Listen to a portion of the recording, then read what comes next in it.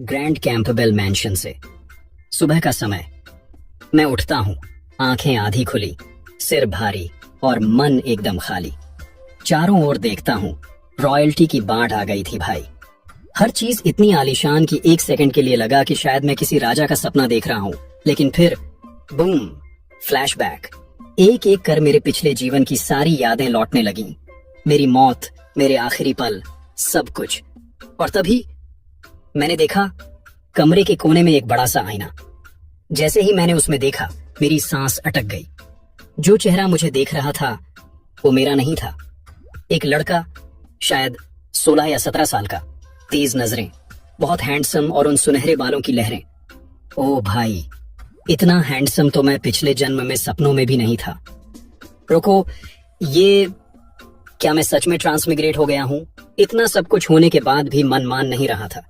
तो मैंने वही किया जो कोई भी पागल आदमी करता। टेबल से एक छोटा चाकू उठाया और अपनी उंगली काट ली। आउच! खून बह निकला। और नहीं, वो कोई गेम का एनिमेशन नहीं था, वो असली खून था। दर्द इतना रियल था कि अब शक की कोई गुंजाइश नहीं रही। मैं यकीन कर चुका था, मैं अब मून कैंपबेल हूं, उस नॉवेल की दुनिया में हूं जिसे मैं हर रात पढ़ते पढ़ते सो जाता था। अब असली ट्विस्ट सुनो। वो कहानी एक हीरोइन पर आधारित थी जो एक गिरते हुए कुल की नाजायज बेटी थी। वो दानवों से लड़ती थी, दुनिया बचाती थी और अंत में बनती थी सबकी हीरो। और मैं था उस कहानी का कॉमिक रिलीफ टाइप खलनायक। एकदम बेवकूफ, घमंडी, पावरफुल, लेकिन दिमाग से खाली, जिसका काम था नायक को हर बार हराना, लेकिन हस्बैंड मटेरियल बनाने की तरह वो उसे और ज्यादा स्ट्रांग बना देता।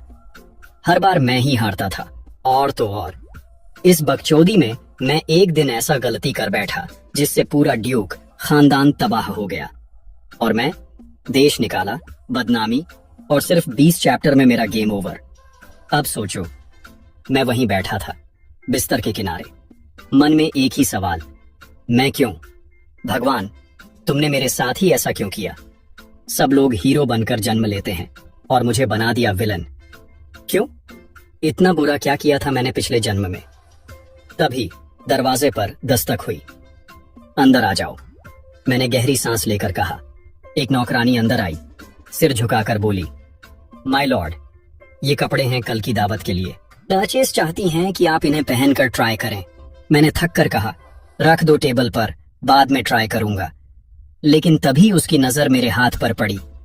प्रभु, क्या आप घायल हैं? मैंने देखा, उंगली पर अब भी हल्की सी खरोंच थी। अरे कुछ नहीं, बस खुद को हल्का सा काट लिया, मैंने मुस्कुराकर कहा। अगर आपके पास पट्टी या दवा हो तो दे दो। नौकरानी ने सिर हिलाया, फिर बोली, मालिक, मुझे नहीं पता बैंडेज क्या होता है, लेकिन अगर आप चाहें तो मैं खुद खून रोक सकती हूँ। मैं चौंक गया। दवा के बिना कैसे? उसने मेरी उंगली उठाई और बिना एक सेकंड रुके अपने होठों से छू लिया। मैं, रक्त, बंद, गाल, टमाटर। और पहली बार मैं सच में इस कहानी में लॉजिक की उम्मीद छोड़ चुका था। ने जैसे ही उसकी उंगली से खून साफ किया, फिर बड़े ही सलीके से एक कपड़े से उसे हल्के से थपथपाया, जैसे कोई रहस्यमयी रिवाज पूरा किया जा रहा हो। उसने मून की ओर देखा, उसकी आंखों में गंभीरता थी। युवराज, माइट बोली, आप बहुत कीमती हैं, आपका खून उतना ही कीमती है, कृपया खुद को चोट पहुंचाकर इसे बर्बाद मत कीजिए। उसके शब्दों ने मून की रूह तक झकझोर दी। उसे समझ नहीं आया कि ये उसकी आवाज थी, उसका पास आना, या फिर वो अजीब सी नजदीकी। लेकिन उसका दिल एक पल को रुक सा गया। माइट ने झुककर उसे नम्रता से सलाम किया और कमरे से बाहर चली गई। मून वहीं एकदम सन्न बैठा रहा, दरवाजे को घूरता रहा, जैसे पूरा सीन दोबारा चला रहा हो दिमाग में। उसने अपना सिर झटका, खुद को होश में लाने की कोशिश की, लेकिन उसके विचार उसे धोखा दे रहे थे। ये अभी क्या हुआ? वो बड़बड़ाया। उसका दिल अब भी हल्का हल्का कांप रहा था। जितना उसने कोशिश की, उतना ही माइट की बातें, उसकी आंखें, उसका स्पर्श, सब कुछ फिर से याद आने लगा। उधर माइट भी, जो अब महल के गलियारे से गुजर रही थी, उतनी ही उलझन में थी। उसे क्या हो गया था, उसने सोचा। मून हमेशा सेवकों से बेरुखी से पेश आता था, ठंडा, अक्खड़ और अभिमानी। लेकिन आज उसने उसे धन्यवाद कहा।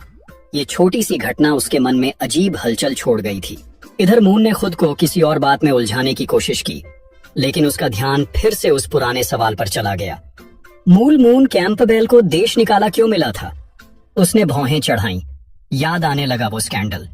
तीसरी राजकुमारी के बालिग होने के समारोह में उसने उसे ड्रग देने की मूर्खता की थी।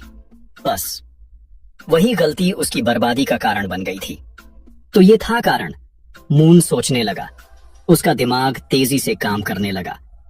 अगर मैं इस बार उस नायिका को उकसाने से बच सका और उस समारोह के दौरान कोई गड़बड़ न की, तो शायद मैं अपनी किस्मत बदल सकता हूं।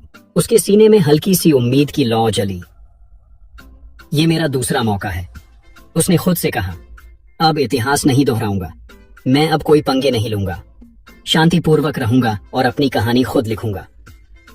पहली बार पुनर्जन्म के बाद उसके दिल में आशा की चिंगारी जगी। वो अपने बिस्तर पर बैठा मन ही मन सोचता रहा, तीसरी राजकुमारी का समारोह आखिर वो कब है? तभी जैसे किसी ने करंट मार दिया हो, एक ख्याल कौंधा। रुको, अभी थोड़ी देर माइड मुझे जो पोशाक दे गई थी वो उसी समारोह के लिए थी। मतलब कल ही है? उसका दिल धड़धड़ाने लगा, जैसे उसकी उम्मीदों की इमारत भर भरा कर गिर पड़ी हो। क्यों? उसने बुदबुदाया। उसकी आवाज कांपने लगी। हर पुनर्जन्म लेने वाले को कोई ना कोई सिस्टम मिलता है, कोई चीट कोड, कोई पावर, और मुझे कुछ नहीं। भगवान, अगर सुन रहे हो तो प्लीज एक छोटा सा सिस्टम ही दे दो। एक पल को उसने हार मान ली। आंखों में आंसू आ गए, लेकिन फिर उसने गहरी सांस ली, खुद को संभाला। नहीं, अब नहीं रो सकता।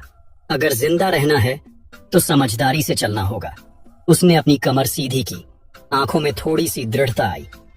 कल, उसने बुदबुदाया, मैं नायिका से माफी मांगूंगा, अपने पुराने पापों को सुधारूंगा, चाहे जो भी हो जाए। उसकी आवाज अब और मजबूत लग रही थी। हालांकि एक ख्याल अभी भी डर पैदा कर रहा था, कहीं वो मुझे सबके सामने अपने पांव चाटने को ना कह दे। एक सिहरन सी दौड़ गई उसकी रीढ़ में, लेकिन फिर उसने अपनी मुट्ठियां भींची। तो हो जाए, एक दिन की बेइज्जती सही, पर जिंदगी भर का फकीरी नहीं चाहिए। अगर बचने की कीमत यही है तो मैं चुका दूंगा। एक हल्की सी उम्मीद उसके अंदर फिर से जागी। शायद अब कुछ बदल सकता है। लेकिन तभी वूं एक पोर्टल उसके सिर के ऊपर अचानक प्रकट हुआ। अबे ये क्या? कुछ भारी उसके सिर पर गिरा। आउच! कौन है बे? मून चिल्लाया। गुस्से से मुड़कर देखा तो बिस्तर पर एक ग्रिमोयर पड़ा था, काले चमड़े का, चमचमाता, अजीब रूणों से भरा। गुस्सा फुर, अब वो बस हक्का बक। धीरे से उठाया, जैसे कोई खजाना हो। आ गया मेरा चीट कोड। उसने ग्रिमोयर खोला, खाली। अबे ये प्रैंक है क्या? तभी उसके सिर की चोट थी कि एक बूंद खून किताब पर गिरा। भयंकर ऊर्जा। कमरा काला, सांस थमी, मून बेहोश। आंख खुली तो खुद को एक जेल में पाया, हाथ पांव जंजीरों में। सामने एक लड़की डरावनी सी हंसी के साथ। तुम बदल गए हो, वो बोली। तुम्हें फिर से वही विलेन बनाऊंगी, निर्दयी, खतरनाक और सिर्फ मेरा, हमेशा के लिए।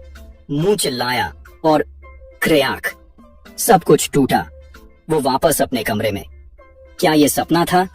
उसने कांपते हाथों से फिर ग्रिमोयर खोला। इस बार पन्ने पर लिखा, भविष्य को मत बदलो, मून सन्न। क्या मतलब? मैं कहानी के बाहर गया तो मर जाऊंगा? वो दीवार से टिक गया। तो मैं बस एक कठपुतली हूं? लेकिन फिर उसकी आंखों में एक नई चमक आई। ठीक है कहानी, लेकिन मैं अपना तरीका खुद चुनूंगा। लेकिन तभी मून के होठों पर एक शरारती मुस्कान फैल गई। उसकी आंखों में चुनौती की चमक उभर आई। अगर मैं सोचूं तो लाइट नॉवेल का एंडिंग इतना भी बुरा नहीं था। मून कैम्पबेल तो भिखारी बना था क्योंकि वो निकम्मा था, न कोई टैलेंट, न कोई ताकत। पर मैं अलग हूं। वो सीधा होकर बैठ गया। आत्मविश्वास उसकी आंखों में चमकने लगा। मैंने अपनी पिछली जिंदगी में ओवर टाइम में बॉस की गालियां खाई हैं। उसके सामने तो ये दुनिया स्वर्ग जैसी लगती है। और हाँ, बाकी लोगों की तरह मुझे शुरुआत से सीखने की जरूरत नहीं। मेरे पास तो मॉडर्न दुनिया का नॉलेज है। उसने मुट्ठियां भींच ली। ये मेरा सेकंड चांस है। अगर जिंदा रहने के लिए मुझे विलेन बनना पड़े तो बनूंगा, ऐसा विलेन जिसे ये दुनिया कभी भुला नहीं पाएगी, जो दुश्मनों को रुलाएगा और अपनी किस्मत खुद लिखेगा। उसकी नजर फिर ग्रिमोयर पर पड़ी। मुस्कान और भी गहरी हो गई। और मैं इस चीट को गर्व महसूस करवाऊंगा। राजसी भोज, हल्का फुल्का मजा। अब मून बैठा था महल के भव्य डाइनिंग टेबल पर। उसके सामने शाही खाने की बहार। वाह, ये होता है अमीर होना। खुशबू ही ऐसी थी कि इंसान बिना खाए ही बेहोश हो जाए। हर डिश ऐसे सजाई गई थी जैसे किसी आर्ट गैलरी में रखी हो। क्या टेस्ट है? ये तो सपने जैसा लग रहा है। मून हर कौर का स्वाद लेते हुए खो गया। उसकी माँ नॉइस कैंपबेल प्यार भरी मुस्कान के साथ उसे निहार रही थी। लगता है आज हमारे छोटे मून के साथ कुछ अच्छा हुआ है। उनकी आवाज में नरमी थी, लेकिन एक शरारती छेड़ भी। मून कुछ बोल पाता उससे पहले उसके पापा लॉन कैंपबेल, जो लियोपोल्ड साम्राज्य के ड्यूक थे, हंसते हुए बोले, खुश तो होगा ही, कल उसकी जिंदगी की सबसे बड़ी दावत जो है। मून ने गरिमा के साथ गर्दन सीधी की। हाँ पिताजी, मैं बहुत उत्साहित हूँ। माँ नॉयज की आंखों में गर्व की चमक थी। उन्होंने नाजुक हाथों से मेज को छुआ और कहा, और हो भी क्यों ना, हमारा मून इस शहर का सबसे हैंडसम यंग मास्टर है। कल की पार्टी में जितनी भी कुलीन घरों की लड़कियां आएंगी सब फिदा हो जाएंगी। ड्यूक ने आंखें तरेरी, लेकिन होठों पर मुस्कान थी। ऐसी बातें मत कहो, अगर प्रिंसेस सेलिया ने सुन लिया तो वो जल जाएगी और फिर मुझे उसे समझाने में जान निकल जाएगी। माँ नॉयज ने नाक सिकोड़ते हुए कहा, उस सेलिया से मुझे कोई मतलब नहीं। ना तो वो प्यारी है ना दिलचस्प। हमारे मून के लिए तो एकदम मिसफिट।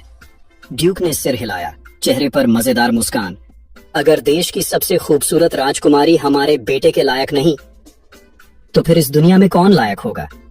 मून चुपचाप बैठा था, माँ बाप की इस प्यार भरी तकरार को देखते हुए मन ही मन मुस्कुरा रहा था। अपनी माँ के आत्मविश्वास से मून थोड़ा दबाव महसूस कर रहा था, पर अजीब बात यह थी कि उसी आत्मविश्वास में एक अजीब सी सुकून भी छुपी थी। अंदर ही अंदर कल की दावत को लेकर एक अजीब घबराहट उसके दिल में कुलबुला रही थी। अपनी माँ के आत्मविश्वास से मून थोड़ा दबाव महसूस कर रहा था, पर अजीब बात यह थी कि उसी आत्मविश्वास में एक अजीब सी सुकून भी छुपी थी। अंदर ही अंदर कल की दावत को लेकर एक अजीब घबराहट उसके दिल में कुलबुला रही थी, लेकिन फिर भी वो शांत बैठा रहा, विनम्रता से सिर हिलाते हुए अपने परिवार के साथ बिताए उस दुर्लभ सुखद पल को महसूस करता रहा। डाइनिंग टेबल पर चुपचाप बैठा मून अब सोच में डूबा था, प्रिंसेस सेलिया के बारे में। वो लियोपोल्ड साम्राज्य की तीसरी राजकुमारी थी, देश की सबसे बुद्धिमान और सबसे सुंदर लड़की मानी जाती थी। इतनी कम उम्र में भी उसकी ठंडी और शांत स्वभाव ने उसे पूरे साम्राज्य में एक जीता जागता चमत्कार बना दिया था। और फिर मून ने मन ही मन सोचा, मास्टर से एक जीनियस को मुझसे कंपेयर करती है, एक टैलेंटलेस ब्रेनलेस लड़के से। उसकी नजर अपने माता पिता पर गई, जो खुशी खुशी दावत की बातें कर रहे थे। उनके चेहरे पर गर्व और सच्चा प्यार झलक रहा था। सारी दुनिया में बस यही दो लोग हैं जो मुझे अपनी जान से ज्यादा प्यार करते हैं, और मैं उनके लिए बोझ बना हुआ हूँ। उसे याद आया, नॉवेल में नॉयज और ड्यूक कैंपबेल दोनों ही नेक दिल लोग थे, फिर भी उन्होंने एक ऐसा बेटा पाया जो निकम्मा, स्वार्थी और पूरी तरह बेकार था। उसे याद आया कि कल की दावत के बाद एक ऐसा घोटाला होगा जो पूरे कैंपबेल परिवार को मिटा देगा। अब उसकी आंखों में चिंता गहराने लगी। क्या मेरे कारण ये प्यारा सा परिवार बर्बाद हो जाएगा? क्या मैं कुछ नहीं कर सकता? फिर उसे याद आया, ग्रिमोयर ने कहा था, तुम कहानी की प्लॉट नहीं बदल सकते। मगर उसने सोचा, पर क्या मैं दूसरों की किस्मत नहीं बदल सकता? और बस यहीं से चाल शुरू हुई।